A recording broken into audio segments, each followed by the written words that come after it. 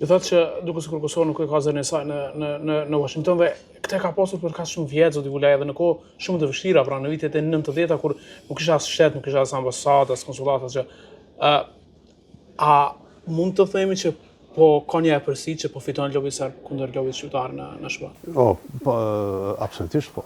Domethënë momentalisht nuk është as nuk mund as krahasosh. Pra lobi serb është shumë i fuqishëm se lobi shqiptar. Absolutisht. Po asnjë lloj dyshimi. Edhe kjo është për disa aspekte.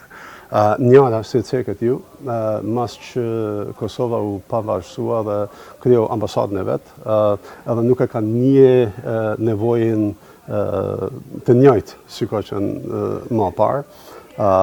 E dyta është se strukturat nuk janë krijuar, është një gjë që kam dekada që kërkoj me krijuar jo vetëm me Kosovën, por edhe me Shqipërinë, mes diasporës këtu, edhe shteteve të atje, që pavarësisht kush vjen, a vjen Maltini, a Halili, a kush dota, apo në tjetër anë është Edi Rama, a Berisha, a Thaçi, a Albini, që këto strukturat me ekzistua dhe me vazhdua.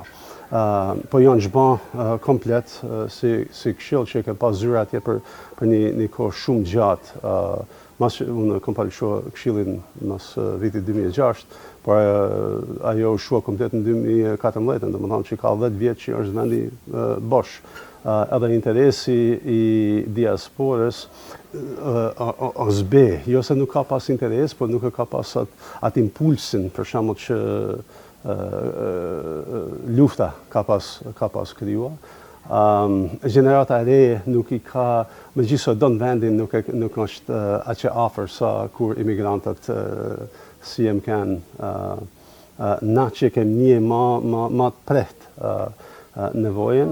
Ka njerëz këtu, individa ose grupa që vazhdojnë aktivitetin e tyre, po jo në mënyrë sistematike që jemi kanë të organizuar më parë.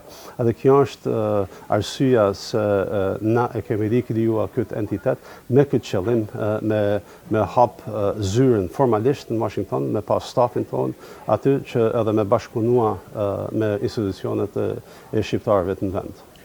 A do thotë misterash që serbët po kanë më shumë para, që kanë fuqi më të madhe financiare për të lobuar edhe për ta fituar për momentin këtë kartë? Është edhe kapaciteti më shumë të është vullneti. Për shembull kur shkojnë në lutjen e mëngjesit, shkojnë me 6 limuzina, plot me njerëz që futen në atë lutjen e mëngjesit edhe punojnë aty mbrën. Serbët. Kështu shqiptarët çfarë bëjnë? Te lutjet e mëngjesit. Pyetja ata. Unë nuk do me flasë në ty në për e di se nuk është, plus e kanë një strategji në tantësi me ndryshua narrativen, që po qasën në lakmin e kësaj administratës, dhe më thonë, kjo pushtet tash që është krahu i djathtë i Shtetet Bashkuara të Amerikës, që ka ideologjinë e vetë, edhe për gjuha atyre që po përdorin përputhet me çka është sikur muzikë në veshën e këtyre.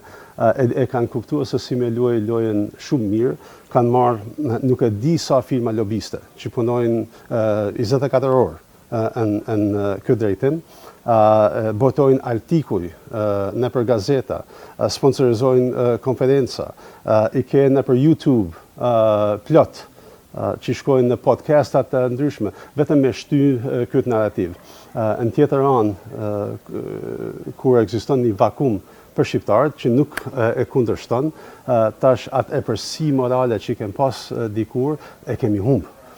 Tash jemi bën më shumë problematik me administratën se sa lehtësues.